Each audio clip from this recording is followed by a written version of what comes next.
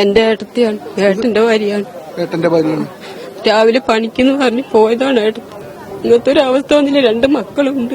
എന്താ ഇപ്പൊ ചെയ്യാ? ഞങ്ങൾക്ക് പുറത്തിറങ്ങി പണിയെടുക്കാനും പറ്റുന്നില്ല. മൃഗങ്ങളെ കൊണ്ട് മക്കളെ സ്കൂളിൽ കൂടെ 6 മണി വരെ ഉള്ളൂ തിരിച്ച് വണ്ടി ഇങ്ങോട്ട്. പിന്നെ വണ്ടിയും ഇല്ല, ഒന്നുമില്ല. നിങ്ങൾ സാധാരണ എവിടെ പണിക്ക് പോവാറ്? നിങ്ങൾ രാധേച്ചിയുടെ കൂടെ പണിക്ക് പോകുന്ന? ഇല്ല, ഏട്ടത്തിന്റെ കൂടെ പണിക്ക് പോകുന്നില്ല.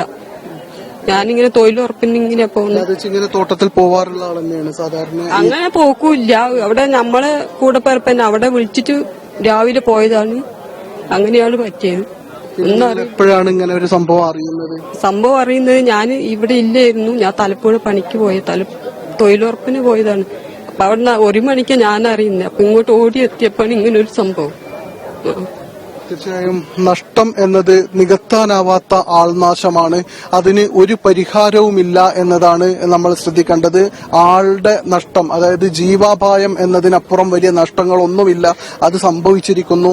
ആ രാധ എന്ന് പറയുന്ന വ്യക്തി ഇനി ഇല്ല. ഇന്നലെ വരെ, അതല്ലെങ്കിൽ കഴിഞ്ഞ ദിവസം വരെ അവരോടൊപ്പം ഉണ്ടായിരുന്ന അവരുടെ ഏറ്റവും പ്രിയപ്പെട്ട ഒരാൾ ഇന്നില്ല എന്നത്, അതും ഇത്രയും ദാരുണമായ സാഹചര്യത്തിൽ ഒരു വന്യമൃഗത്തിന്റെ ആക്രമണത്തിനിരയായി ശരീരഭാഗം ഭക്ഷിക്കപ്പെട്ട നിലയിൽ അവർ കഴിയേണ്ടി വരുന്നു. അവർക്ക് ജീവൻ നഷ്ടമാകുന്നു എന്നത് വലിയ പ്രയാസമായി തന്നെയാണ് അവർ കാണുന്നത്.